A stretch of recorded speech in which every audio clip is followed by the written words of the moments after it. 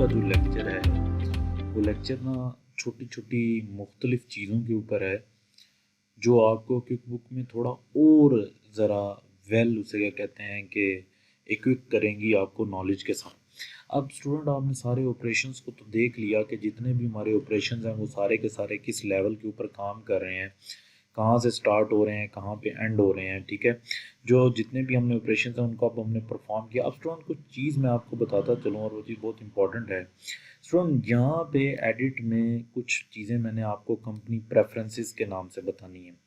Student होता ये है कि पूरी कंपनी का आपके पास कंट्रोल होता है। आप जो प्रोसेस करना चाहते हैं एक एक आइटम के ऊपर, आपको क्विक बुक फुल एम्पावर करता है कि आप उसको किस तरह से लेके चलना चाहते हैं। जैसे मैं अकाउंटिंग में गया हूँ तो देखिए वो कह रहा है ऑटो फिल मेमो इन जर्नल एंट्री। यस, ऐसे ही होना चाहिए कि हमारा जो नंबर है वो हर एंट्री में चलना चाहिए। देखें वो क्या कह रहा है कि आपने अकाउंट नंबर के पॉइंट ऑफ व्यू से चलना है या अकाउंट नेम के पॉइंट ऑफ व्यू से चलना है, रिक्वायर अकाउंट के। आपने क्या use class tracking for transaction, क्या आपने क्लास जो है वो ट्रैक करनी है हर ट्रांजैक्शन के ऊपर। ठीक है, जिस तरह हमने क्लास के ऊपर बात की हुई थी। ठीक है, कस्टमर वाले लेक्चर में आगे वो कह रहे थे कि automatically assign journal entry number. ठीक है, जर्नल एंट्री नंबर जो है वो डेफिनेटली असाइन ऑटोमेटिकली होना चाहिए। ठीक है, देखिए वो क्या कह रहा है, warn when posting a transaction to retained earning. देखें ये सबसे इम्पॉर्टेंट चीज़ है कि हम उसे क्या कहते हैं कि जब भी रिटेन्ड अर्निंग में ट्रांजैक्शन हो रही हो तो वो मुझे वार्न करे, क्योंकि रिटेन्ड अर्निंग मेरे लिए बहुत एक इम्पॉर्टेंट अकाउंट है जिसके अंदर सारे के सारे प्रॉफिट्स अकामुलेट होते हैं। और अगर मैं अपने प्रॉफिट अकामुलेट के अंदर कोई एंट्री करने जा रहा हूँ, इसका मतलब है कि मैं अपने प्रॉफिट्स को डिस्टर्ब करने जा रहा हूँ। तो लिहाजा इस वजह से मुझसे ये पूछेगा, ठीक है, क्विक बुक ये पूछेगा कि क्या आप रिटेन अर्निंग में एंट्री कर रहे हैं तो आपको वार्न करे। ये वैसे टिक मार्क होना चाहिए। एज अकाउंटेंट आप ये बात जानते हैं कि अगर प्रीवियस ईयर की रिटेन अर्निंग मैंने क्लोज कर दी है और अब मैं अगर उनको डिस्टर्ब करने जा रहा हूं तो मुझे वो काम नहीं करना चाहिए। अगर वो मुझे काम नहीं करना चाहिए तो स्टूडेंट ये बात फोकस करें कि मुझे वो उसको वार्न करना चाहिए जब वो रिटेन अर्निंग में पोस्टिंग होगी। फिर देखें वो क्या कह रहा है, hide opening balance field in the name and item. ठीक है, ये भी आपके पास चाह के warn if transaction are 90 days in the past. अगर मैं 90 दिन प्रीवियस की ट्रांजेक्शन कर रहा हूँ तो तब भी मुझे उससे कहते हैं वार्न करना चाहिए उसे। और जब मैं 30 दिन आगे फ्यूचर की ट्रांजेक्शन कर रहा हूँ तब भी वार करना। अगर आप चाहते हैं कि ये दोनों ना आपको करे तो आप चेक मार्क जो है वो ख़त्म कर दें। कभी कभी ऐसा होता है स्टूडेंट कि हमसे कोई गलती हो जाती है यहाँ पे चेक मार्क में, तो आपने क्या करना है, आपने आगे फिर इसको ना डिफ़ॉल्ट कर देना है। आपने कहना है भाई जो डिफ़ॉल्ट था उसी के ऊपर आप मुझे सेटिंग कर दें। अब स्टूडेंट ये देखें कितने मल्टीपल ऑप्शंस हैं इन सब के सब में कि मैं जो मर्जी चाहूँ मैं इस चीज़ को एडजस्ट हर किसी के ऊपर। बिल के ऊपर भी आपके पास ऑप्शन है। देखें बिल आर ड्यू 10 डेज, या आप बिल के ऊपर लिखना चाहते हैं कि कितने दिन के बाद बिल आना है। ठीक है, वो आप देखें कितने दिन के बाद आपने बिल पे करना है उसको आप देखें आप लिख सकते हैं। और उसके बाद उसी तरह automatically use credit, automatically use discount. अगर आपको कोई बंदा डिस्काउंट दे रहा है तो उसको डिस्काउंट को ऑटोमेटिकली किस अकाउंट में जाना चाहिए। नहीं तो अगर आप वहाँ से भी सेट कर सकते हैं, वहाँ से भी मैंने आपको डिस्काउंट के बारे में बताया। स्टूडेंट एवरी ऑप्शन आपके पास यहाँ पे अवेलेबल है। कैलेंडर की सेटिंग आपके पास अवेलेबल है, चेक की सेटिंग आपके पास अवेलेबल है कि चेक किस किस अकाउंट से जाना चाहिए। और इसके बाद व्यू की चेकिंग आपके पास अवेलेबल है कि आपने कैसे उसे क्या कहते हैं कि व्यू अपने इसको डिस्प्ले करना है। ठीक है, और इसके बाद देखिए फाइनेंस चार्ज की सेटिंग आपके पास अवेलेबल है। आप यहाँ पे एक दफ़ा फिक्स कर सकते हैं फाइनेंस चार्ज, फिर आपको दोबारा वहाँ से फाइनेंस चार्ज को करने की ज़रूरत नहीं पड़ेगी। ग्रेस पीरियड आपने कितना देना है। तो मैं देखिए यहाँ पे अगर हम इसको वन बाय वन रीड करना शुरू करें तो पूरे, यानी कि मैं किसी एक आइटम की बात नहीं कर रहा। कल को अगर आप किसी भी जगह पे स्टक होते हैं और आपको वो बात चाहिए, मैं पहले कंसेप्ट को देखें, क्लियर करें। आप किसी भी जगह पे स्टक होते हैं और आप ये बात समझते हैं कि ये चीज़ मेरे से नहीं हो रही, पता नहीं ये क्यों नहीं आ रही। क्या कोई इसमें मैं गलती कर रहा हूँ, तो देखें आपको फौरी तौर पे ना कंपनी प्रेफरेंसेस में आना चाहिए ताकि आप उन चीज़ों को क्या कर सकें, एडजस्ट कर सकें। फौरी तौर पे कहाँ आना चाहिए आपको, कंपनी प्रेफरेंसेस में। तो कंपनी प्रेफरेंसेस में आपके ये सारे चेक मार्क हैं जो आप चाहते हैं कि अब वो चेक मार्क आपके पास हमेशा जो है वो अवेलेबल रहें, ठीक है। तो मैंने जिस तरह अभी आपको ये सारे चेक मार्क बताए, कुछ लेक्चर्स के दौरान भी मैंने आपको बताया कि आपको यहाँ कंपनी प्रेफरेंस में जाके जो है वो ऑन कर लेना चाहिए। जैसे ये देखें, ये इन्वेंट्री से रिलेटेड मैंने एक चेक मार्क ओपन किया हुआ है कि मुझे डुप्लीकेट ना शो कराए, मुझे वार्न करे अगर मैं ज़्यादा इन्वेंट्री बेच रहा हूँ। तो देखें ये सारे के सारे एलिमेंट्स मेरे लिए बहुत ज़रूरी हैं। सेम ऐसे ही अगर आप देखें जॉब एंड एस्टिमेट में है कि मैंने पेंडिंग अवॉर्डेड, आप अपने कि जो आप जब किसी को भेजते हैं कोटेशन, तो उस कोटेशन के ऊपर क्या लिखाना चाहिए, पेंडिंग है तो क्या लिखाना चाहिए, अवॉर्डेड है तो क्या लिखाना चाहिए, अगर प्रोग्रेस में है तो आपने क्या लिखना है, ठीक है। ये सारी चीज़ें देखिए, इस चीज़ को हम वैसे पहले भी डिस्कस कर चुके हैं, ठीक है। अभी भी उसे क्या कहते हैं कि मैं जब जितने भी प्रीवियस लेक्चर थे आपको पता है कि उसके अंदर हमने मुख्तलिफ चीज़ों में इसको काउंट फॉर किया था, लेकिन मैं अब आपको जस्ट इसका कंसेप्ट क्लियर करा रहा हूँ इस चीज़ का। मैं आपको बताऊं कि क्विक बुक 99% यहाँ से कंट्रोल होता है। देखिए मैं वर्ड क्या यूज़ कर रहा हूँ, कंट्रोल। आप अपनी मर्ज़ी से हर चीज़ के ऊपर अपना जो है वो जो जिसे कहते हैं ना रिलेटेड वर्क, उसको रन कर सकते हैं। लेट्स सपोज आप कहते हैं यार ये ऐसा नहीं होना चाहिए, इसको ऐसा होना चाहिए, तो आपके पास देखें क्विक बुक ने आपको ऑप्शन दी है कि आप हर आइटम के ऊपर, हर एक कैटेगरी के ऊपर कुछ भी करना चाहें तो आप कर सकते हैं, ठीक है। कुछ भी चीज़ों को आपको करना चाहें। अब देखें या स्पेलिंग के ऊपर आ रहा है कि जी मिक्स केस, अपर केस आप किस तरह लिखना चाहते हैं। आप उसे क्या कहते हैं कि डिफ़ॉल्ट कर देंगे तो उसी हिसाब से चल जाएगा।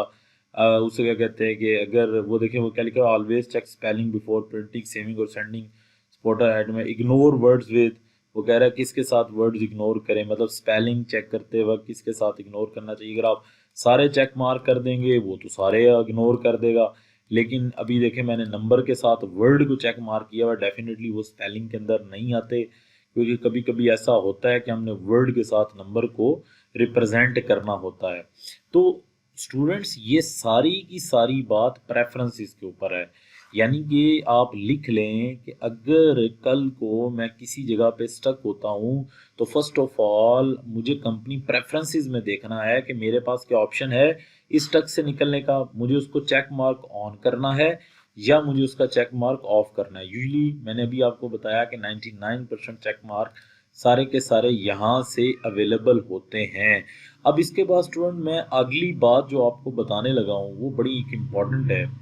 वो यहाँ पे हम अगर मूव करें, ठीक है, ये देखें यहाँ पे एक रिमाइंडर का ऑप्शन आ रहा है और रिमाइंडर के ऊपर मैं क्लिक करूं तो मेरे जितने भी पेमेंट्स हैं, देखें इसको उसी के साथ लिंक करने जा रहा हूं, कंपनी प्रेफरेंसेस के साथ। जितनी भी मेरी पेमेंट्स हैं, जो भी मेरे चेक अभी प्रिंट होने हैं, जो भी पैसे मुझे मिलने हैं, जो भी बिल मैंने पे करने हैं, वो सारे के सारे रिमाइंडर्स में आ रहे होते हैं, ठीक है। अब इन रिमाइंडर्स को आप जितना स्ट्रॉन्ग करना चाहते हैं आप कर सकते हैं, ठीक है। आप अपनी मर्जी से यहाँ पे टू डू लिस्ट रिमाइंडर में भी डाल सकते हैं, ठीक है। आप यहाँ पे फॉर एग्जांपल लेट सपोज कि आप के ऑनर को आप मैसेज देना चाहते हैं, तो आप ऑनर आपके मैसेज को कैसे रीड करेगा, आप छुट्टी पे हैं तो आप यहाँ पे उसे क्या कहते हैं कि कुछ भी जो है वो मीटिंग अपॉइंटमेंट टास्क करके ऑनर को ये बता सकते हैं कि ये हाई टास्क है, मीडियम टास्क है, ठीक है, ये आपने किस कस्टमर के साथ करना है, ये लीड है, ये देखें एक कस्टमर को कॉल करनी है, ये लीड है, इतने बजे से लेके इतने बजे तक आपने जो है वो कॉल करनी है, ठीक है। 20 को इतने बजे आपने कॉल करनी है, डिटेल, और ये स्टेटस करके ओके कर दें। तो अब होगा क्या कि ये उसको यहाँ पे रिमाइंडर में नज़र आ जाएगा। अब ऑनर का काम क्या होता है, ऑनर आके ना ये सारे रिमाइंडर्स को देखता है। तो आप यहाँ पे ना ऐड टू लिस्ट का भी देखें, यहाँ पे अच्छा भला आप सारा ऐड करके कम्युनिकेशन को अपनी को स्ट्रॉन्ग कर सकते हैं कि भाई ये काम तुम्हारे ज़िम्मे है, ये तुम्हारे ज़िम्मे है। लाइक अगर आप एज अ मैनेजर काम कर रहे हैं तो आप मैनेजर के तौर पर जस्ट डायरेक्शन दे दें, उनको कहें कि जाके रिमाइंडर चेक करें और मुझे डन का स्टेटस बताएं, वो अपने इस स्टेटस को क्या कर देंगे, डन कर देंगे। तो स्टूडेंट ये मैं आपको बात बता रहा हूँ, ये जो आज मैं आपको सारी बातें बता रहा हूँ, ये एज आ आपको उस लिहाज से सोचने पे मजबूर कर रहा हूँ कि आप एज आ डेटा एंट्री आप काम नहीं कर रहे, आप अब एज आ उसे क्या कहते हैं, एक एडवाइज़र के तौर पे काम कर रहे हैं कि आपने अगर कल को किसी को एडवाइस करनी है तो आपको पता हो, या एज आ ऑनर आप देख रहे हैं, आपको पता हो कि कौन कौन सी चीज़ मैंने किस डायरेक्शन में देखनी है। अब इसी तरह स्टूडेंट इन रिमाइंडर्स के ऊपर अगर आप देखें तो प्रेफरेंसेस में, रिमाइंडर्स में उसे क्या कहते हैं, डिटेल्स थी। देखें कितने रिमाइंडर्स हैं, आप जो जो रिमाइंडर लेना चाहते हैं वो सारे के सारे रिमाइंडर आप यहाँ पे शो कर सकते हैं कि उसको रोज़ नज़र आए, एक दिन पहले नज़र आए, 20 दिन पहले नज़र आए, 5 दिन पहले नज़र आए, समरी में नज़र आए, लिस्ट में नज़र आए, ये चीज़ मुझे रिमाइंड तुम कराओ ही ना। देखें ये रिमाइंडर इसी इसी बेस के ऊपर रिमाइंडर काम कर रहा है। देखें एक एक चीज़, इन्वेंट्री टू रीऑर्डर, जो इन्वेंट्री आपके पास कम हो गई है उसका वो रीऑर्डर है। ऑलमोस्ट ड्यू इनवाइसेस जो हैं 15 डेज बिफोर है, आप इसको कर दें जी नहीं, ये मुझे 20 डेज बिफोर बताए, ठीक है, तो वो आपको 20 डेज बिफोर ही उसे क्या कहते हैं बताएगा। आप इसको ओके करेंगे, वो देखें वो सेव हो जाएगा। और वो देखें प्रीवियस उसने इन्वाइसिस को भी उसी लिहाज से जो है वो ख़त्म कर दिया, जो इन्वाइसिस थी देखें उसने उसी लिहाज से जो है वो ड्यू उसका स्टेटस जो है वो ख़त्म कर दिया। तो इसी प्रेफरेंस से स्टूडेंट आप क्या कर रहे होते हैं, इन चीज़ों को चेक कर रहे होते हैं, ठीक है, इसी प्रेफरेंस से।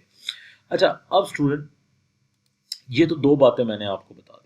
अब दूसरा ये है स्टूडेंट कि अगर इस पूरे क्विक बुक में से आपको कोई चीज़ फाइंड करनी है, इस पूरे क्विक बुक में से अगर आपको कोई चीज़ फाइंड करनी है तो वो आप लोगों ने कैसे फाइंड करनी है उस चीज़ के ऊपर है। देखें आप Ctrl+F दबाएंगे, ये फाइंड का एक आपके पास टैब आ जाएगा। आप इनवाइस फाइंड करना चाह रहे हैं, एस्टिमेट फाइंड करना चाह रहे हैं, सेल रिसीट्स, परचेज ऑर्डर या कोई जर्नल एंट्री, आप जस्ट उसका या एंट्री नंबर लिखेंगे, नेम वैसे लिखने की ज़रूरत नहीं है, एंट्री नंबर लिखेंगे, अमाउंट किसी भी चीज़ के ऊपर आप करेंगे तो फाइंड कर लेंगे। अब देखिए जस्ट मैंने फाइंड किया ना तो उसने मुझे सारी जर्नल एंट्री दे दी, सारी जर्नल एंट्री। ये मैं एक्सपोर्ट करना चाहता हूँ, उस एंट्री में जाना चाहता हूँ, डबल क्लिक करूँगा उस एंट्री में मूव कर जाऊँगा, ठीक है, वो एंट्री देखना चाहता हूँ। तो अब आपने अगर फाइंड, आप डेट वाइज भी फाइंड कर सकते हैं कि नहीं भाई मुझे तो तुम सिर्फ इस डेट से लेके इस डेट तक एंट्री बताओ, 14 मई से लेके तुम मुझे जो है ना सिर्फ 16 मई तक बताओ कि मैंने कोई एंट्री की है या नहीं की। जी सर मैंने ये एंट्री की है, ये एंट्री जो है वो मेरे सामने जो है वो नज़र आ रही हैं, ये एंट्री जो है वो मेरे सामने ऑप्शन देती हुई नज़र आ रही है, ठीक है। तो अब ज़रा देखें ये सारा सिनेरियो, इसके ऊपर प्लीज़ फोकस करें कि अगर आप अब फाइंड करें तो आपकी 1000 ऑफ एंट्रीज हैं, आपने फाइंड कैसे करनी है। और यार यहाँ पे आप अमाउंट लिख दें, उसका एंट्री नेम लिख दें, आपको अमाउंट से याद हो, आपको डेट याद हो कि इस दिन से इतने दिन तक हुई थी, तो आप इजीली उसको क्या कर सकते हैं, सर्च कर सकते हैं। रीसेट करेंगे दोबारा से चला जाएगा, इनवाइस का नंबर लिख के आप सर्च कर सकते हैं कि इनवाइस नंबर 1 जो है वो मैंने ये आ गई जी, देखिए मैंने इनवाइस नंबर 1 जो बनाई थी, ठीक है, वो ये इस तरह से बनाई थी। एडवांस लेवल की सर्चिंग में चले जाएंगे तो अकाउंट वाइज हर डिटेल के ऊपर आप सर्च कर सकते हैं, ठीक है। आपने क्या चीज़ फाइंड करनी है, ऑल अकाउंट्स, ये देखें ये सारे अकाउंट्स आ जाएंगे मेरे पास। लेकिन नहीं, मैंने तो भाई उसमें से सिर्फ एसिड्स मैंने जी इसमें सिर्फ ट्रैवल एक्सपेंस लिखा है कि नहीं, तो ट्रैवल एक्सपेंस देखें मेरे पास कोई भी नहीं है। पोस्टिंग स्टेटस है, ठीक है, मैं पोस्टिंग के ऊपर कर रहा हूँ कि जो जो मैंने चीज़ पोस्ट की है देखें वो कुछ भी नहीं है उसके ऊपर कुछ भी नहीं है, ठीक है। फिर मैं अकाउंट पे गया, फिर मैंने देखा, मैंने कहा नहीं यार मुझे बैंक सर्विस चार्जेस में बताएं कि मैंने कोई डेटा, यस ये डेटा मैंने पुट किया हुआ है। अब मैं इसमें से देखना चाहता हूँ कि यार फर्दर सर्चिंग करना चाहता हूँ कि कौन सी चीज़ जो है वो मेरे लिए जो है वो ज़्यादा उसे क्या कहते हैं कि है कि क्यों इसके ऊपर जो है वो राउंड फैक्टर नहीं आ रहा। अब उससे क्या कहते हैं कि हमारे पास देखें यहाँ पे अब वो टेम्पलेट, यहाँ पे जो बेसिकली है ना फिल्टर, आप फर्दर जितने मर्जी फिल्टर लगा सकते हैं। आप देखें यहाँ पे मैं आगे देखें नंबर का भी फिल्टर लगा सकता हूँ, यहाँ पे देखें ना नेम नंबर कितने फिल्टर आ रहे हैं, आप हर टाइप का फिल्टर यहाँ लगा सकते हैं। मैंने पहले अकाउंट का लगाया, अब मैं अमाउंट का लगाता हूँ। अब मैं उसको कहता हूँ भाई मुझे ना अमाउंट जो बताओ 300 से लेके सिर्फ 400 तक। आप देखें नीचे 300 500 600 है ना, अब मैंने उसको उसको कहा, उसने सिर्फ मुझे 300 दिखाया। उसने सिर्फ मुझे क्या दिखाया 300। देखें आप हर लेवल की सर्चिंग किसी अकाउंट के ऊपर कर सकते हैं। जब आप एडवांस लेवल सर्चिंग में गए ज़रा दोबारा से देखें किस तरह आप करेंगे। आप गए, आपने सबसे पहले अकाउंट सेलेक्ट किया, ऑल अकाउंट्स, आपने उसको कहा कि भाई मुझे तुम सिर्फ किस अकाउंट में दिखाओ, मुझे तुम सबसे पहले सेल्स के चलें अकाउंट की बात कर लेते, क्योंकि सेल्स के अकाउंट में आपका डेटा बहुत बड़ा होगा। तो सेल्स के अकाउंट में मुझे आप डिटेल बताएं।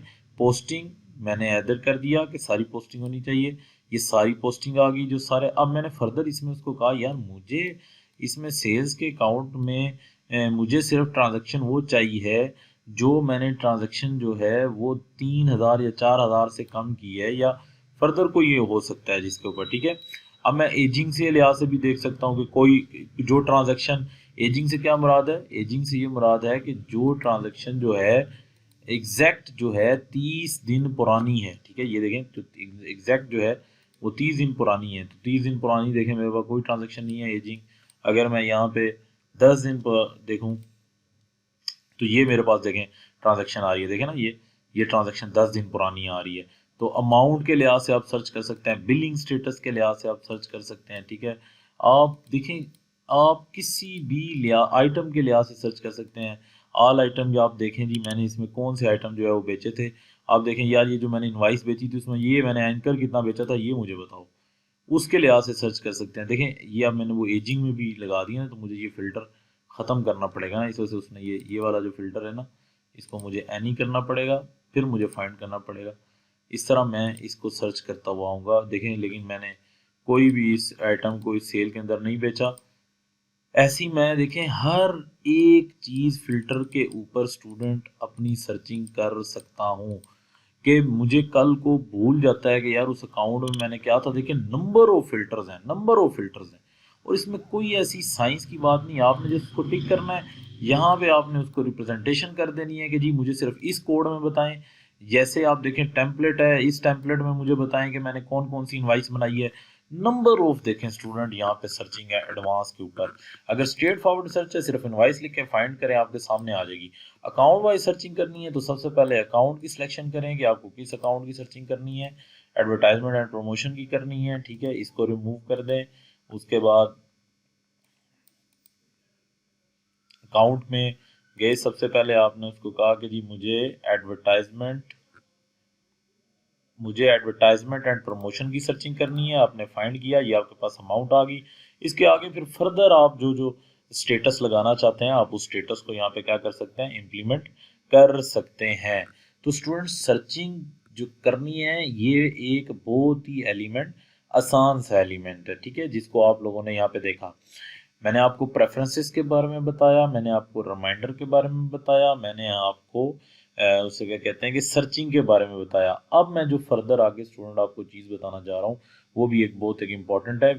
लिस्ट के अंदर आप आएंगे, देखें वैसे मैंने आपको आइटम लिस्ट भी, फिक्सेड लिस्ट भी, इन सब चीज़ों के बारे में बताया, लेकिन अब हमारे पास एक प्राइस लेवल लिस्ट के बारे में मैंने आपको नहीं बताया। प्राइस लेवल लिस्ट जो है उसके बारे में नहीं बताया मैंने आपको। वैसे मेमोराइज ट्रांजैक्शन के ऊपर भी हम बात कर चुके हैं कि जो कस्टमर में मैंने आपको कहा था कि जो आप मेमोराइज कर लें। जर्नल एंट्री में कहा था अगर आप एक एंट्री बार बार करना चाहते हैं तो मेमोराइज कर लें। जो जो एंट्रीज आपने की हुई है ना मेमोराइज, उसकी पूरी लिस्ट आपके सामने आ जाएगी, ठीक है, यहीं से आएगी सामने। लेकिन मैंने इसमें से भी आपको प्राइस लेवल लिस्ट के बारे में नहीं बताया।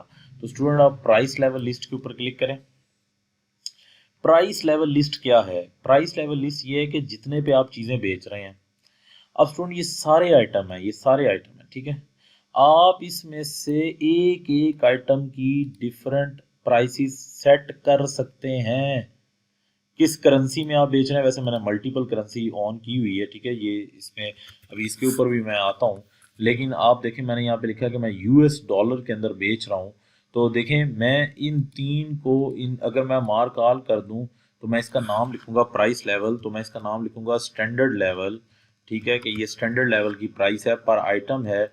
और मैंने इसकी प्राइस जो है वो क्या करनी है, ठीक है, प्राइस इसकी एडजस्ट करनी है। किस हिसाब से एडजस्ट करनी है कि जो प्राइस मेरे पास चल रही है, ठीक है, जैसे ये स्टैंडर्ड की जो है ना वो ये मेरे पास प्राइस चल रही है, देन ये standard price, cost, current custom price. जो स्टैंडर्ड प्राइस चल रही है यानी कि जो कॉस्ट हमारे पास चल रही है उसका कितने परसेंट आपने उसके ऊपर adjust price of mark item to be, कितने हायर, कितने परसेंट हायर करना है जी, उससे बताएं कितने परसेंट हायर करेंगे आप, कितने परसेंट हायर करेंगे जी, आप 15% जो है वो आप हायर करेंगे। अच्छा, अब आप क्या करेंगे, अब जब भी वो आइटम की कॉस्ट आपके सामने आया करेगी, जब भी वो आइटम की कॉस्ट आपके सामने आया करेगी तो ये स्टैंडर्ड लेवल की प्राइस आपके सामने आ जाया करेगी। ठीक है, आप कोई और प्राइस लेवल सेट करना चाहते हैं, आप मल्टीपल प्राइस लेवल सेट कर सकते हैं। हर एक एक आइटम का आप दो दो प्राइस लेवल सेट कर सकते हैं। जैसे इसका है, आप इस एक और लेवल सेट कर देंगे standard level 2, standard level 2 set कर दें कि जी स्टैंडर्ड लेवल 2 में मैंने ये कहा कि जो स्टैंडर्ड प्राइस है उसका फर्दर 10% आपको हायर करना पड़ेगा। ठीक है, और ओके कर दें आप। ठीक है, वो देखें यहाँ, अब इसका इम्पैक्ट देखें। अब अच्छा, ये मैंने खैर उसी को चेंज कर दिया तो वो चेंज हो गया, मुझे नया ऐड करना चाहिए था। अब देखें यहाँ पे जब मैं प्राइस लेवल पे जाऊँगा, मैं न्यू प्राइस लेवल पे जाऊँगा, अब मैं यहाँ पे लिख रहा हूँ स्टैंडर्ड, देखें, बल्कि मैं इसको ज़्यादा आसान कर देता हूँ ताकि समझ आ जाए, लेवल 2 प्राइस। ठीक है, लेवल 2 प्राइस है, मैंने फिर इसको AN स्प्रिंग को सेट किया और मैंने यहाँ लिख दिया कि 10% जो है वो हायर होना चाहिए ऑन करंट कस्टम प्राइस। ठीक है, ओके कर दिया। अब ये देखें, ये दो लेवल आ गए। अब देखें स्टूडेंट, इसका इम्पैक्ट देखें, जब मैं इनवाइस बनाने पे जाऊंगा ना, जब मैं क्या प्रिपेयर करने पे जाऊंगा, इनवाइस प्रिपेयर करने पे जाऊंगा, ज़रा देखिएगा, यहाँ से गया मैं, ठीक है, ये मैंने सेलेक्ट किया असद को, या मैंने आइटम सेलेक्ट किया। अब जब मैं इनवाइस प्रिपेयर करने के लिए जाऊंगा तो यहाँ प्राइस का देख रहे हैं, एक बेस प्राइस, यहाँ प्राइस, क्योंकि मैंने असल में आइटम नहीं डाला, तो यहाँ प्राइस का जो ऑप्शन है, मल्टीपल प्राइस का ऑप्शन, क्योंकि US डॉलर के अंदर वो उस ट्रांजैक्शन को कर रहा है, क्योंकि मैंने मल्टीपल करेंसी ऑन की हुई है, मल्टीपल करेंसी की वजह से ये प्रॉब्लम आ रहा है। ठीक है, अब जब यहाँ पे आप इसको पुट करेंगे, ठीक है, उस आइटम को, और इस आइटम की जो प्राइसिंग है वो आपके पास फ्रंट लेवल पे भी आ जाएगी। जैसे मैं आइटम एंड सर्विसेज पे जाऊँ, आइटम एंड सर्विसेज पे जब आप गए हैं ना, तो यहाँ पे आप जाएंगे, जब आइटम में जाएंगे, कस्टमाइज आप कॉलम करेंगे, तो जब आप कस्टमाइज कॉलम करेंगे तो यहाँ पे आपके पास उसकी प्राइसिंग लेवल जो है वो देखें, ये देखें लेवल प्राइस 2, ये देखें प्राइसिंग लेवल जो है वो हमारे पास सेट हुआ होगा। ठीक है, उसका प्राइसिंग लेवल हमारे पास क्या हुआ होगा, वो जो प्राइसिंग है, एक तो स्टैंडर्ड प्राइस थी, एक उसके आगे वो प्राइसिंग लेवल यहाँ पे आपके पास आ जाएगा। आप जितने किस्म की प्राइसिंग उसकी ऑफर कर रहे हैं ना, वो सारी की सारी प्राइसिंग यहाँ पे आपको शो कर सकता है। एक तो प्राइस ये चल रही है, मैंने एक प्राइस लेवल 2, ये देखें लास्ट के अंदर लेवल 2 प्राइस भी लेके आ गया। अब जैसे इसकी कॉस्ट अपडेट होगी ये प्राइस अपडेट होती रहेगी। अगर आपको चाहिए फौरी तौर पे आप सर्च करें कि ये चीज़ आप कितने की बेचना चाह रहे हैं तो आपको फौरी तौर पे यहाँ पे पता लग जाएगी। ठीक है, आप फौरी तौर पे इसको यहाँ पे लेके आना चाहते हैं, यानी कि जो प्राइस लेवल आपने यहाँ पे सेट किया है, आप वो आइटम एंड सर्विसेज पे फ्रंट पे सारे का सारा प्राइस लेवल आ जाएगा। देखिए ना, ये लेवल 2 प्राइस ये आपको नजर आ रहा है, एक तो स्टैंडर्ड प्राइस मेरे पास चल रही है ना, ये देखें, एक level 2 price, level 3 price, level 4 price, ऐसे डिफरेंट प्राइसेस आपके पास आ जाएंगी। और जब डिफरेंट प्राइसेस आ जाएंगी आप उसी टाइम उसे क्या कहते हैं, उसको मार्केट के अंदर क्या कर सकते हैं, आपको फौरी तौर पे पता लग सकता है कि इसको मैंने किस प्राइस के ऊपर जो है वो बेचना है। ठीक है, तो इसी तरह आप कस्टमर की फील्ड में भी जाके उसको क्या कर सकते हैं, सिलेक्ट कर सकते हैं कि आपको इसको इस प्राइस के ऊपर जो है वो बेचना है। जी स्टूडेंट, ये देखें, आप कस्टमर के जिस तरह मैंने कस्टमर की सिलेक्शन की तरफ जा रहा हूँ ना, ये देखें, मैं इस कस्टमर को यहाँ से एडिट करता हूँ, तो जब मैं एडिट करता हूँ तो देखें यहाँ पे पेमेंट सेटिंग में ये प्राइस लेवल आ रहा है। आप यहाँ सेट कर सकते हैं, भाई इस कस्टमर को तो मैं लेवल 2 की प्राइसिंग करता हूँ यार, लेवल 2 में मैं इसको सस्ता बेचता हूँ, महंगा बेचता हूँ, जो भी आपने प्राइस सेट की हुई है आप इसको यहाँ पे करेंगे ओके। और इस तरह अब जब आप इसकी इनवाइस बनाएंगे ना तो ऑटोमेटिकली इसकी वही प्राइस उठ के आ जाएगी। यानी कि आप देखें ना, कई कस्टमर ऐसे होते हैं आप उनको सस्ता बेच रहे होते हैं, कई कस्टमर ऐसे होते हैं उनको आप महंगा बेच रहे होते हैं। तो इस वजह से इस बात पे देखें, आप डिफरेंट प्राइस लेवल सेट कर सकते हैं। और होता क्या है, एज अ ऑनर आपको पता है, आप एज अ ऑनर ज़रा जज करें। अब देखें, आप अपने ऑनर को कह सकते हैं कि सर आप इनकी प्राइसिंग फिक्स कर दें, ये खुद से कीमत डाल नहीं सकेंगे, आप पहले से कीमत फिक्स कर दें, ठीक है, आपने जो कस्टमर को सस्ती बेचनी है उसकी भी कीमत फिक्स कर दें, आपका फ्रॉड का चांस ही ख़त्म। आपको कोई बंदा, आप उससे क्या कहते हैं कि इस तरह आपको ये बिल्कुल बिला झिझक हो के आप घर जाएं, आपको तो कोई बंदा इनवाइस आपकी कम पैसों की या ज़्यादा पैसों की बना ही नहीं सकता, क्योंकि जो भी कस्टमर आपसे चीज़ लेने के लिए आ रहा है, आपने हर कस्टमर की आपने बैग पे प्राइस जो है वो फिक्स की हुई है। तो देखें, ये जो क्विक बुक की सर्विस है, ये एक बहुत ही ज़्यादा डिमांड सर्विस है, ठीक है। ये ज़्यादातर बहुत ज़्यादा उस जगह पे यूज़ होती है, ख़ास तौर पे जहाँ पे आपके रेगुलर जो कस्टमर हैं वो बहुत ज़्यादा होते हैं और आप हर कस्टमर को डिफरेंट प्राइस ऑफ़र कर रहे होते हैं, वहाँ पे तो ये ऑफ़र बहुत ज़्यादा यूटिलाइज़ की जाती है। अब स्टूडेंट जब प्राइस लेवल से आगे बढ़ेंगे, एक तो प्राइस लेवल के ऊपर यहाँ पे मैंने बात कर दी, ठीक है, कि प्राइस लेवल हमारे पास क्या है। इसके बाद स्टूडेंट हम आगे बढ़ेंगे अकाउंटेंट में। अकाउंटेंट में जब स्टूडेंट हम जाएंगे तो मैंने कुछ चीज़ें आपको यहाँ पे डिस्कस करानी है अकाउंटेंट के अंदर। जैसे है जी बैच एंटर ट्रांजैक्शन। मैंने आपको एक वोचर डलवाना सिखाया था, मैंने आपको एक वोचर डलवाना सिखाया था। यहाँ पे ज़रा स्टूडेंट देखें, आप यहाँ पे इकट्ठे 1 बाय 1 ट्रांजैक्शन करने की बजाय ये इनवाइस में आए, आप यहाँ पे नंबर ऑफ ट्रांजैक्शंस कर सकते हैं। देखिए किस कस्टमर को कितनी अमाउंट किन टर्म्स के लिहाज से आपने उसे क्या कहते हैं इनवाइस एंड क्रेडिट मेमो देखें सिलेक्शन हो रहा है, किस कस्टमर को फिर देखें इनवाइस नंबर 12 13 14 खुद देखें किस कस्टमर को कितनी अमाउंट चार्ज करनी है, कितने टर्म्स में करनी है, ठीक है। वो सारी चीज़ें आप क्या कर सकते हैं, आप यहाँ से मल्टीपल एक ही दफ़ा सारी ट्रांजैक्शन बजाय इसके कि 1 बाय 1 करें, आप इसको डायरेक्ट भी कर सकते हैं। याद है बैच ट्रांजैक्शन मैंने कस्टमर के अंदर आपको करवाई थी, सेम वैसे ही ये एलिमेंट है। जैसे लेट्स सपोज मेरे पास पैसे आए हैं, अब वो जो सारे के सारे पैसे मैं डिपॉजिट कराने जा रहा हूँ, बजाय इसके कि मैं 1 बाय 1 एक एक एंट्री पास करूँ, मैं डायरेक्ट ना यार एक ही विंडो खोल के जी इससे भी आए हैं, ठीक है, अगले जी इस पर्सन से भी पैसे मेरे पास आए हैं, अगले जी मेरे पास इस पर्सन से भी आए हैं। अब बजाय इसके कि मैं 1 बाय 1 विंडो खोल के उन पैसों को मैनेज कर रहा हूँ, वाई नॉट कि यार मैं एक ही जगह से जाके बैच ट्रांजेक्शन कर दूं एक ही दफ़ा यार, वाई नॉट मैं एक ही जगह से जाके बैच ट्रांजैक्शन कर दूं। बैच ट्रांजैक्शन स्टूडेंट देखिए मैं किस किस की कर सकता हूँ, पैसे पे करने की, पैसे लेने की, क्रेडिट चार्जेस की, बिल की और इनवाइसेस की। ये 5 मैं बैच ट्रांजैक्शंस कर सकता हूँ, बजाय इसके कि 1 ट्रांजैक्शंस को मैं प्रोसेस कर रहा हूँ। मैं क्या करता हूँ, मैं एक ही दफ़ा ट्रांजैक्शंस को क्या कर देता हूँ, प्रोसेस कर देता हूँ। फॉर एग्जाम्पल मैं 10 दिन के बाद आया हूँ, और मैं 10 दिन के बाद आया हूँ तो यार मैं एक एक पकड़ के तो नहीं ट्रांजैक्शन कर, मैं एक ही विंडो ओपन करता हूँ, जल्दी जल्दी यहाँ पे डेट सेलेक्ट कर सकता हूँ जी, इस से पैसे आए हैं, अमाउंट लिखता हूँ, सेव ट्रांजैक्शन करता हूँ, तो एक ही दफ़ा जो है वो सारे का सारा प्रोसेस जो है वो मेरा क्या हो सकता है, परफॉर्म हो सकता है, ठीक है। अब इसके बाद स्टूडेंट मैं अगर अगले पॉइंट पे जाऊँ तो मेरे पास है यहाँ पे देखें, ये तो बैच एंटर ट्रांजैक्शन थी इसके, लेकिन साथ ही एक हमारे पास और पॉइंट है कि batch white and delete transaction, ठीक है जी स्टूडेंट। ऐसे ही आप ट्रांजैक्शंस को क्या कर सकते हैं, डिलीट कर सकते हैं। और डिलीट कैसे कर सकते हैं, देखें आप सबसे पहले तो आप लोगों को जर्नल एंट्री जो है वो क्या करनी पड़ेगी, ओपन करनी पड़ेगी, और उसी तरह आप ट्रांजैक्शंस को यहाँ से बल्क में किसी भी तरह आप क्या कर सकते हैं, डिलीट कर सकते हैं, वाइड भी कर सकते हैं, डिलीट भी कर सकते हैं, वाइड भी कर सकते हैं। जिस तरह मैंने आपको मल्टीपल ट्रांजैक्शन बैचेस में ट्रांजैक्शन करने का बताया, इसी तरह आप ट्रांजैक्शंस को क्या कर सकते हैं, डिलीट भी कर सकते हैं।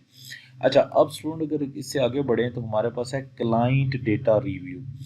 क्लाइंट डेटा रिव्यू ये हमारे पास एक बड़ा इंपॉर्टेंट है। देखें इसमें क्या क्या चीज़ें आ रही हैं, रीक्लासीफाइड ट्रांजैक्शंस, आप ट्रांजैक्शन को रीक्लासीफाई कर सकते हैं।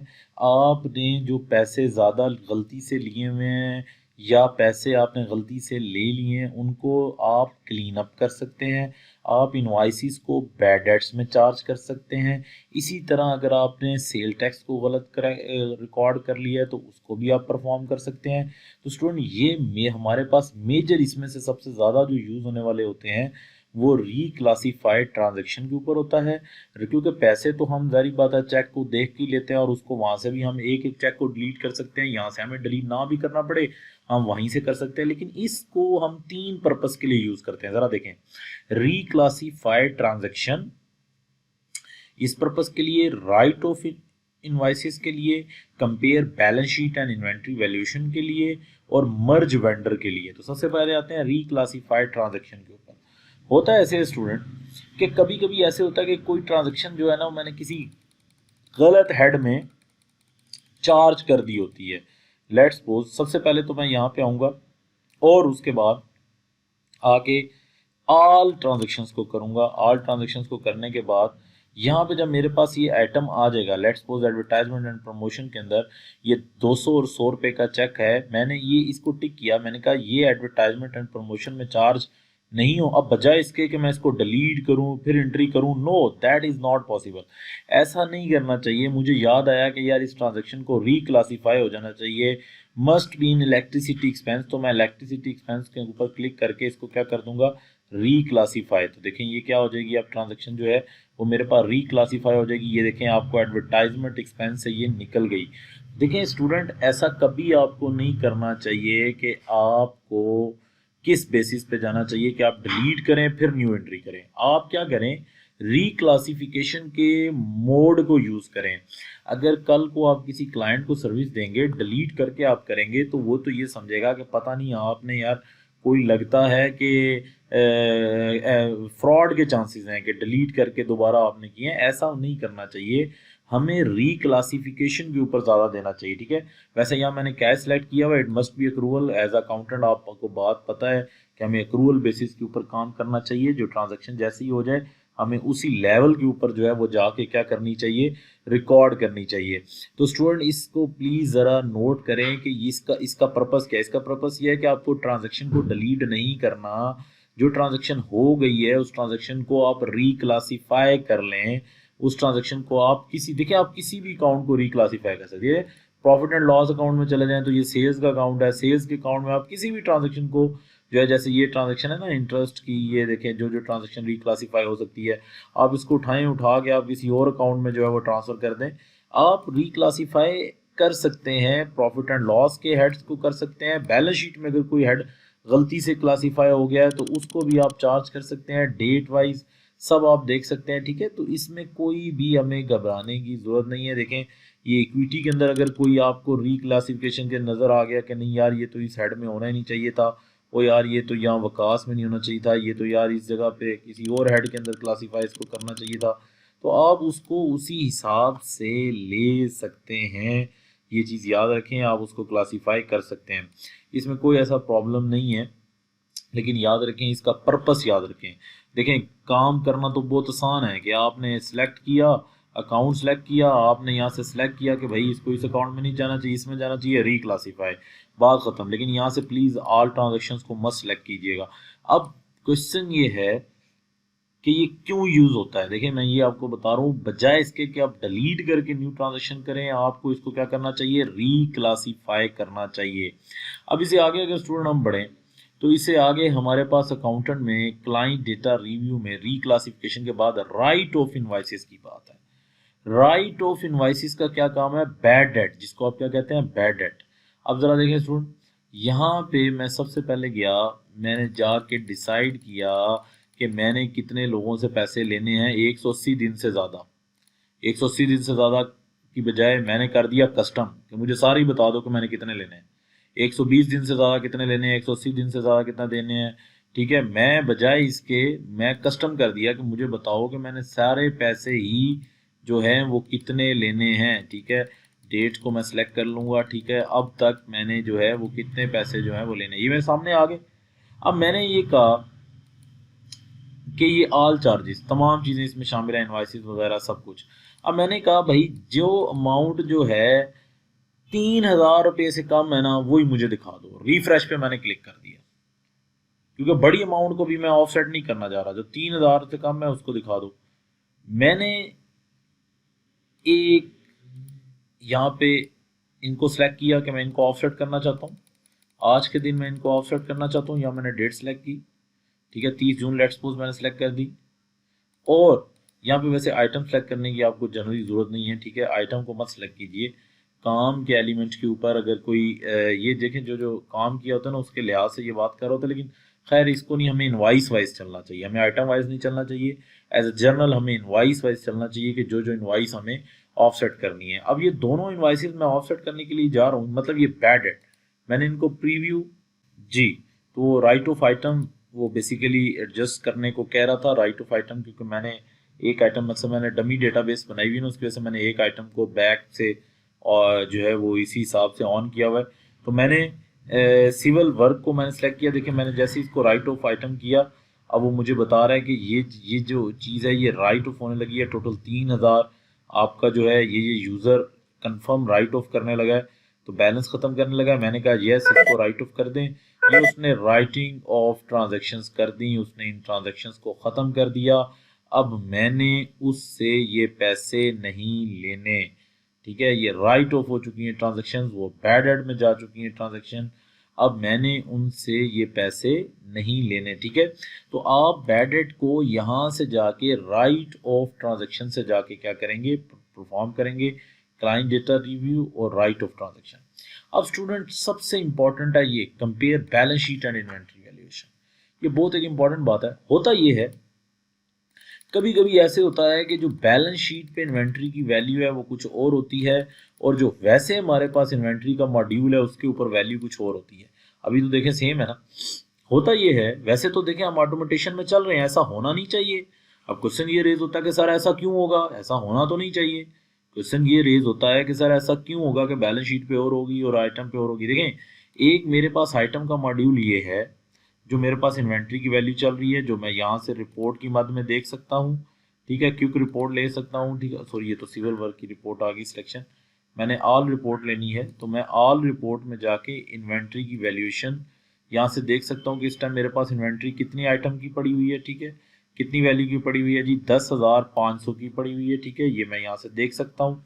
अच्छा, अब अगर मैं यहाँ से ये देख सकता हूँ कि इतने की मेरे पास इन्वेंट्री पड़ी हुई है, लेकिन मे बी बैलेंस शीट के ऊपर स्टूडेंट ये इन्वेंट्री और हो, मे बी बैलेंस शीट के ऊपर ये इन्वेंट्री कुछ और हो, वो उसका वो किस वजह से होगा, वो इस वजह से होगा स्टूडेंट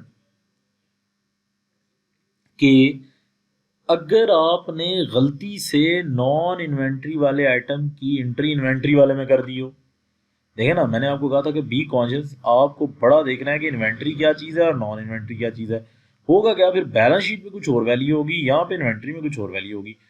होगा क्या, लेट्स सपोज, अब जरा रिकॉल करें उस लेक्चर को जिसमें मैंने आपको कहा था कि स्टेशनरी के लिए अलहदा अकाउंट यूज करें। अब आपने स्टेशनरी को ऊपर टॉप से नॉन इन्वेंट्री आइटम चूज किया। अब स्टेशनरी को जब आपने नॉन इन्वेंट्री आइटम चूज किया, यहाँ से मैं आपको दिखा रहा हूँ, जरा देखें। जब आपने यहाँ स्टेशनरी लिखा, आइटम न्यू में चले जाएं, जब आपने यहाँ स्टेशनरी लिखा, फोकस करें नॉन इन्वेंट्री पार्ट, जब आपने स्टेशनरी लिखा, स्टेशनरी लिखने के बाद जब आपने अकाउंट सेलेक्ट किया, अगर आप यहाँ से इन्वेंट्री का अकाउंट सेलेक्ट कर दें तो आप गलत हैं। आपको चाहिए था यहाँ स्टेशनरी का अकाउंट सेलेक्ट करें। अब होगा क्या कि आइटम एंड सर्विसेज वाला तो मॉड्यूल इसको इन्वेंट्री लेगा ही नहीं, उसको तो आपने डायरेक्शन दी कि यार इसको नॉन इन्वेंट्री का पार्ट लो, लेकिन आपने अकाउंट नीचे से इन्वेंट्री का सिलेक्ट करा दिया। अब होगा क्या कि बैलेंस शीट के ऊपर वैल्यू कुछ और होगी, यानी कि वो बैलेंस शीट जो आप सब जानते हैं कि जो हमारी मेन रिपोर्ट होती है उसके ऊपर मेरे पास वैल्यू क्या होगी, कुछ और होगी, जो मैंने स्टेक होल्डर को बतानी होती है कि इस टाइम मेरे पास सारे बैलेंसेस जो हैं वो ये चल रहे हैं, इनके ऊपर मेरे पास इन्वेंट्री की वैल्यू कुछ और होगी, और वैसे इन्वेंट्री की वैल्यूएशन कुछ और होगी। तो वो कहेगा भाई ये ऐसा क्यों है, ऐसा इसी वजह से होगा कि आपने अकाउंट की सिलेक्शन क्या की होगी, गलत की होगी। अब आप यहाँ पे पकड़ लेंगे, अब यहाँ पे आप गलती क्या कर लेंगे, पकड़ लेंगे, जैसे ही आप जब यहाँ इस मॉड्यूल में जाएंगे, compare balance sheet and inventory valuation में जाएंगे, यहाँ तो इक्वल है, अगर नहीं होगी तो आप देखें, आप यहीं पे रिव्यू का जब आइटम करेंगे, ये देखें transaction using inventory acid account but non inventory, जैसे ही आप इस पर क्लिक करेंगे वो आपको बता देगा कि भाई ये ट्रांजैक्शन है जो तेरी सारी गलत है, आपने गलत अकाउंट हिट करा दिए। आपको 1 मिनट में पता लग जाएगा यार। अब देखिए कितना आसान काम है, लेकिन दैट्स वाई मैंने शुरू में जो आपको एक्सरसाइजेस करवाई थी वो इसी वजह से कराई थी कि स्टेशनरी का, टेलीफोन सेट्स का, यार ये ऐसे आइटम्स हमारे पास बेचने के लिए नहीं होते, ठीक है ना, वो नौ उनके अलहदा हेड शो कराने, लेकिन वो होते तो आइटम एंड सर्विसेज में जाएंगे। इस वजह से देखें ये हमारे पास बहुत एक इम्पॉर्टेंट, उसे क्या कहते हैं कि मैसेज, उसे क्या कहते हैं, हमारे पास जा रहा है। उसके बाद जब आप क्लाइंट डेटा रिव्यू में जाएंगे तो आपको और एक पॉइंट नजर आएगा। उसके बाद मर्ज वेंडर का जो सबसे ज्यादा यूज होता है, ठीक है। मर्ज वेंडर का मैंने मल्टीपल करेंसीज यूज की हुई है, इस वजह से वो मुझे करने नहीं दे रहा। मुझे पहले मल्टीपल करेंसीज को ऑफ करना पड़ेगा, ठीक है। मल्टीपल करेंसीज को ऑफ करता हूँ। अभी मैंने आपको मल्टीपल करेंसीज के ऊपर भी बात बतानी है।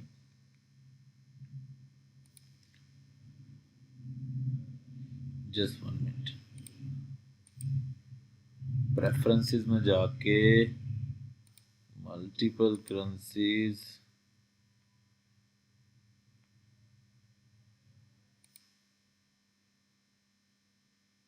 अच्छा मैं ट्रांजैक्शन मल्टीपल करेंसीज में कर चुका हूँ, ठीक है स्टूडेंट। मैं ट्रांजैक्शन मल्टीपल करेंसीज में क्योंकि कर चुका हूँ, इस वजह से मुझे मर्ज नहीं करने दे रहा। मैं आपको एक और डेटाबेस से ये चीज़ दिखा देता हूँ। Just 1 minute. जी स्टूडेंट, ये देखें मैंने एक और डेटाबेस अटैच की है। बेसिकली उसमें ना मैंने मल्टीपल करेंसीज ऑन कर दी थी, उसकी वजह से ना वो मर्ज वेंडर नहीं करने दे रहा था। तो अब ज़रा देखें मैंने मल्टीपल करेंसीज का ये क्योंकि नहीं किया हुआ, इस वजह से मैं इसको अब देखें कैसे डील कर रहा हूँ। अब मैं अकाउंटेंट में गया और क्लाइंट डेटा रिव्यू में गया, और क्लाइंट डेटा रिव्यू में मैंने मर्ज वेंडर को देखा। मर्ज वेंडर है क्या चीज़, अब ज़रा बात को समझिएगा। लेट्स सपोज स्टूडेंट कि ये काउंटिंग फर्म एक वेंडर का नेम है, ठीक है। ये जो काउंटिंग फर्म एक वेंडर का नेम है, ये वेंडर जो है वो बेसिकली चेंज हो चुका है। जैसे अकाउंटिंग फर्म और ये ऑटोमोबाइल कंपनी है, इन वेंडर्स को हम लोग चेंज करने जा रहे हैं। इन दोनों को हमने सेलेक्ट किया, ये काउंटिंग फर्म को और उसके बाद ये ऑटोमोबाइल को, ठीक है। यहाँ पे जब मैंने सिलेक्शन की तो अब मैं इनका ना मर्जर चाह रहा हूँ कि ये ना मर्ज हो जाए, मर्ज हो जाए, ठीक है। अब मैं यहाँ पे वो कह रहा है, क्या कह रहा है देखिए, सबसे पहले वो कह रहा है सिलेक्ट अ मास्टर वेंडर। देखो ये मैंने मास्टर वेंडर को सिलेक्ट किया कि ये एक मास्टर वेंडर है, इन दोनों को मैं अब मर्ज करना चाह रहा हूँ। मैंने मर्ज पे क्लिक किया, ठीक है। वो कह रहा है are you sure want to merge these vendor, please note that you can not undo the merge action. फिर उसके बाद आप अनडू नहीं कर सकते। मर्ज मर्ज कर रहा हूँ, यानी कि मैं इन दोनों वेंडर को अब एक बनाने लगा हूँ। ऐसा हो सकता है कि पहले 2 या 3 वेंडर चल रहे हो, लेकिन अब आप उन दोनों को एक वेंडर बनाने लगे हैं। तो अब आपने सबसे पहले मास्टर वेंडर की क्या करनी है, सिलेक्शन, कि ये अकाउंटिंग फर्म किसके अंदर मर्ज हो जाए, ऑटोमोबाइल में, या ऑटोमोबाइल मर्ज हो जाए अकाउंटिंग फर्म में। मैंने कहा नहीं जी, अकाउंटिंग फर्म जो है वो मास्टर है, ऑटोमोबाइल को मर्ज होना चाहिए अकाउंटिंग फर्म में। तो मैंने इसको जब मर्ज किया तो यहाँ पे ये मर्ज हो जाएगा। वो मर्जिंग कर रहा है जी सिलेक्टिंग वेंडर की, ये देखें। और फिर फाइनली उसने इसको क्या कर दिया, मर्ज कर दिया। इसको उस फर्म के अंदर ले गया, देखें उसका बैलेंस भी उसने 50 के अंदर जो है वो ऑफसेट कर दिया। अब स्टूडेंट मैं यही बात आपको बता रहा हूँ कि ज़रा देखें इस अकाउंटेंट के अंदर क्लाइंट डेटा रिव्यू को 3 चीज़ों के लिए यूज़ किया जाता है। रिक्लासीफाइड ट्रांजैक्शन के लिए, राइट ऑफ इनवाइसेस के लिए, compare balance sheet and inventory valuation के लिए, और फोर्थ वन मर्ज वेंडर के लिए। तो प्लीज़ ये फंक्शन याद रखें, इनके लिए भी बहुत ज़्यादा प्रॉब्लम होता है, ठीक है। कई दफ़ा लोग बड़े कंफ्यूज में होते हैं कि यार इसको एंट्री को डिलीट करके करें, अब तो बड़ी परेशानी होगी, डिलीट करके कैसे करें। ओ भाई बैड एड की एंट्री 1 बाय 1 बैठ के करें, इतनी देर कौन लगाए, ठीक है। बैलेंस शीट की क्यों अमाउंट मुख्तलिफ है, इन्वेंट्री की क्यों मुख्तलिफ है, ये क्यों ऐसा हो रहा है। अब 2 वेंडर एक हो गए हैं, क्या करें, अब इनका क्या सूरत हाल करें। तो फिर देखें, अब हम एक तो नहीं, ऐसा तो नहीं कर सकते कि बैड बैड के ट्रांजेक्शन जो है वो मर्ज करें। हम डायरेक्ट इसको इसमें क्लासीफाई कर सकते हैं। देखें अब यहाँ पे बैच और डिलीट वाइड ट्रांजैक्शन का भी टैब आ गया। वो पहले मल्टीपल करेंसीज ऑफ करने की वजह से नहीं आया था। अगर आप मल्टीपल ट्रांजैक्शंस को एक ही दफ़ा डिलीट करना चाहते हैं तो देखें, आप ट्रांजैक्शंस को सिलेक्ट करें और सिलेक्ट करने के बाद जस्ट डिलीट का बटन दबाएं और आपकी ये ट्रांजैक्शन क्या हो जाएंगी, डिलीट हो जाएंगी, ठीक है। ये देखें यहाँ पे एंटर डेट के हिसाब से जस्ट सिलेक्ट करें और उसके बाद इसको क्या करें, डिलीट करें। तो ये सारी ट्रांजैक्शन एक ही दफ़ा डिलीट हो जाएंगी, बजाय इसके कि आप 1 बाय 1 डिलीट कर रहे हो। अच्छा स्टूडेंट, ये तो सारा सिनेरियो आज जो मैंने आपको कंपनी प्रेफरेंसेस के लिहाज से बताया, और जो छोटी छोटी चीज़ें बीच में देखें जो बड़ा यूज़ होती हैं उसके लिहाज से मैं आपको यहाँ पे बता रहा हूँ, ठीक है। अब स्टूडेंट ज़रा देखें जो मेजर और कौन सी चीज़ें हैं। और इस डॉक्यूमेंट में आए, देखें एक तो ये है कि जब मैं आपको कस्टमर का इनवाइस का मॉड्यूल बता रहा था तो तब मैं आपको कह रहा था कि आप उसके साथ कोई भी डॉक्यूमेंट जो है वो अटैच कर सकते हैं, क्योंकि अभी मैंने कोई इनवाइस नहीं बनाई इस वजह से वो मुझे कह रहा है मैं कोई प्रीवियस इनवाइस ओपन कर लेता हूँ। देखिए मैं कोई भी डॉक्यूमेंट इसके साथ अटैच कर सकता हूँ, कोई भी डॉक्यूमेंट उसका नेम दे के कंप्यूटर से उठा के मैं इसके साथ अटैच कर सकता हूँ, ठीक है, और अटैच स्कैनर से भी अटैच कर सकता हूँ।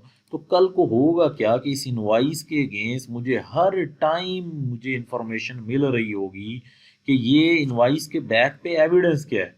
अब स्टूडेंट देखें यहाँ पे ज़रा कंपनी में आए और सबसे पहले देखें डॉक्यूमेंट्स में, डॉक्यूमेंट सेंटर देखें। तो स्टूडेंट यही है कि आपने, आपका पूरा डॉक्यूमेंट सेंटर है। लेट्स सपोज कि अब आपने कोई इनवाइस सर्च करनी है, अब डेफिनेटली आपने अगर कोई इनवाइस सर्च करनी है तो आप फौरी तौर पे यहाँ पे उस सर्च लिखें तो जितने पूरी आपकी इनवाइसेस होंगी वो यहाँ पे उसके अगेंस्ट एविडेंस आ जाएगा। लेट्स सपोज आपने किसी को चेक दिया था, वो चेक नंबर आपके सामने 4567 लेके आया और वो कह रहा है कि यार मुझे मेरा प्रिंट उसके पास गुम हो गया। अब आपको क्या पता कि यार आपने कब दिया था, आप पीछे ट्रांजेक्शन में जाएं, आप बजाय इसके कि इतना बड़ा प्रोसेस परफॉर्म करें। देखिए मैंने आपको कहा हर चीज के पीछे एविडेंस है, हर चीज के पीछे क्या चलता है आपके पास, एविडेंस।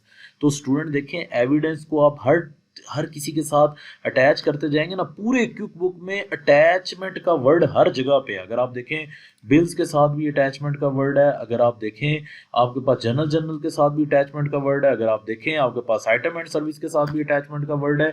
अब पूरी बुक में से आप जहां भी सर्च करना चाहते हैं कि इनवाइस जो है वो मेरे पास कहाँ पे है, तो आप डॉक्यूमेंट सेंटर में जाके यहाँ जो सर्च लिखें आपके पास वो डॉक्यूमेंट यहाँ खुल के सामने आ जाएगा भाई।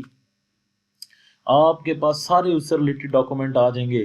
और उसके बाद अगर कोई डॉक्यूमेंट आप यहाँ से भी ऐड करना चाहते हैं, जनरल कोई डॉक्यूमेंट आप ऐड करना चाहते हैं जैसे पार्टनरशिप डीड, अगर आपने ऑनर के एग्रीमेंट्स जितने आप यहाँ पे रख सकते हैं। देखिए आपको बजाय इसके कि एक एक जगह किसी जगह पे जाके जरूरत हो, आप हर चीज यहाँ पे रख सकते हो। उससे रिलेटेड एक्सेल फाइल आप यहाँ रख सकते हैं यार, उससे रिलेटेड कैलकुलेशंस को आप यहाँ रख सकते हैं। जरूरत ही नहीं है आपको बार बार किसी जगह पे जाके सर्च करने की, एक ही जगह पे सर्च करें। अब जरा स्टूडेंट इससे आगे जरा मूव करें, तो इससे आगे आपके पास अगर देखें तो इससे आगे अगर हम यहाँ पे अगर प्लानिंग एंड बजटिंग है, ठीक है, उसके बाद इसके बाद हमारे पास प्लानिंग एंड बजटिंग है। स्टूडेंट आप यहाँ पे अपना बजट भी सेट कर सकते हैं। देखें हर मंथ का आप अपना बजट भी सेट कर सकते हैं। देखें अभी तो मैंने यहाँ पे 2013 का है ना, लेकिन आप कोई न्यू बजट क्रिएट कर सकते हैं। देखें ये 2023 का कह रहा है, प्रॉफिट एंड लॉस का भी क्रिएट कर सकते हैं, बैलेंस शीट का भी कर सकते हैं, ठीक है। तो मैं प्रॉफिट एंड लॉस का जब क्रिएट करूंगा वो कोई एडिशन क्राइटेरिया नहीं, जस्ट मुझे बजट क्रिएट करना है। तो मैं जब बजट क्रिएट करूंगा तो मैं बताऊंगा कि जनवरी 2023 में मेरा 6,000 रुपये का खर्चा आना आई चाहिए, फरवरी में इसमें मेरा 7,000 रुपये का खर्चा आना चाहिए, ठीक है। इसी तरह मैं सारे हर हर हेड को अपडेट करके, ठीक है, मैं ओके करके सेव कर दूंगा, ठीक है।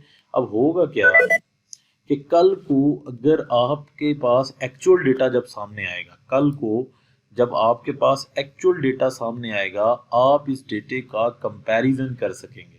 आप इस डेटे का क्या कर सकेंगे, कंपैरिजन कर सकेंगे कि यार ये जो डेटा मेरे पास आया है क्या वाकई इतने मैंने एक्सपेंसेस हुए हैं या नहीं हुए। तो आप इस रिपोर्ट को सामने रख के क्या कर सकेंगे स्टूडेंट, कंपैरिजन कर सकेंगे। That's why this report is important. देखिए छोटे छोटे टूल क्विक बुक्स में कितने हैं। एक ऑर्गेनाइजेशन को चलाने के लिए जो फाइनेंस का हेड होता है उसके जितने टूल्स हैं स्टूडेंट, वो सारे के सारे हमारे पास अवेलेबल है यहाँ पे जी। अब देखिए स्टूडेंट जब आपके पास ये एंड होगा तो आप क्या करेंगे, आपके पास ये देखिए बजट एंड फोरकास्ट में बजट ओवरव्यू की एक रिपोर्ट है। आप उस रिपोर्ट को इजीली जो है वो देख सकते हैं कि वो बजट आपने क्या यहाँ पे बनाया था। देखें ये बजट की है, लेकिन अब आप एक्चुअल के साथ भी कंपैरिजन कर सकते हैं। ये देखें look at that, budget and four, budget versus actual, आप इस रिपोर्ट को कंपैरिजन कर सकते हैं, ठीक है। आप जब इस रिपोर्ट को कंपैरिजन देखें, अभी तो फिलहाल क्योंकि डेटा ही नहीं है ना इसके अंदर, ये देखिए बजट ये है, ठीक है, ये देखिए फरवरी का, ये जनवरी का बजट है, यहाँ पे एक्चुअल आ जाएगा, एक्चुअल आ जाएगा जनवरी का, ये बजट है।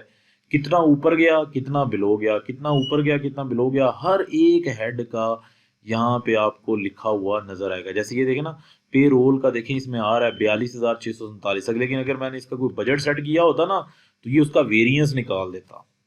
That's why budgets are most important. देखिए जरूर, ये यही तो सबसे बड़ा क्राइटेरिया है, दैट इज अ वेरिएंस। आपको याद है कि जो आप में से अकाउंटेंट्स ACCA CA या BCom कर रहे होंगे तो वो एक वेरिएंसेस निकालते थे, बैठ के इतनी बड़ी एक्सरसाइज परफॉर्म करते थे। और अब देखें, अब वो वेरिएंसेस हमारे बैलेंस शीट का हेड हो, प्रॉफिट एंड लॉस का हेड हो, वो सारे वेरिएंसेस यहाँ पे ऑटोमेटिकली निकलेंगे। आपको जस्ट बजट सेट करना है, एनुअली आपको रिपोर्ट निकाल के देनी है अपनी ऑनर को कि देखें सर मंथली हमारा बजट बहुत ऊपर जा रहा है, हम खर्चे बहुत ज़्यादा करते हुए नज़र आ रहे हैं। ठीक है, बजाय इसके कि आप बैठ के एक्सेल में प्रिपेयर करें, उन रिपोर्ट्स को कॉपी पेस्ट करें, आपने जस्ट एंट्री देखें, आप जस्ट डेटा पुट करते जा रहे हैं और ख़ुद ब खुद रिपोर्ट्स जो हैं वो क्या होती जा रही हैं, डिज़ाइन होती जा रही हैं, ख़ुद ब खुद रिपोर्ट्स जो हैं वो अलाइन होती जा रही हैं। अब स्टूडेंट, अब इस सारी चीज़ को देखें, ये जो छोटे छोटी आज चीज़ें हैं इसको आपने जस्ट क्विकली जो तौर पे देखना है। इसके अंदर इतना ज़्यादा कोई एक्सरसाइज नहीं है, कोई दिमागी लिहाज से यानी कि कोई मुश्किल इम्पैक्ट इसके ऊपर नहीं आ रहा। लेकिन मैं जो चीज़ आपको बताने जा रहा हूँ, अब हम नेक्स्ट लेक्चर में कल इंशाल्लाह ताला हम रिपोर्टिंग को बहुत ज़्यादा डिस्कस करने लगे हैं और ख़ास तौर पे हम मल्टीपल करेंसीज को भी डिस्कस करने लगे हैं। मल्टीपल करेंसीज के साथ हम फिर क्लोजिंग ऑफ अकाउंट्स को भी डिस्कस करेंगे और रिपोर्टिंग एंड में कस्टमाइज रिपोर्टिंग को भी डिस्कस करेंगे। और इस तरह हम अपने मेजर क्विक बुक डेस्कटॉप को क्या करेंगे, एंड करते हुए नजर आएंगे। तो थैंक यू माय स्टूडेंट। आज हम लोगों ने जो छोटी छोटी चीज़ें डिस्कस की, कीप इन माइंड, इनको ज़रा वन बाय वन आप देखें, इनको ज़रा क्विकली प्रैक्टिस करें, खुद डमी डेटा फीड करें और इनको ज़रा आप देखें। Thank you very much student, इंशाल्लाह नेक्स्ट लेक्चर में।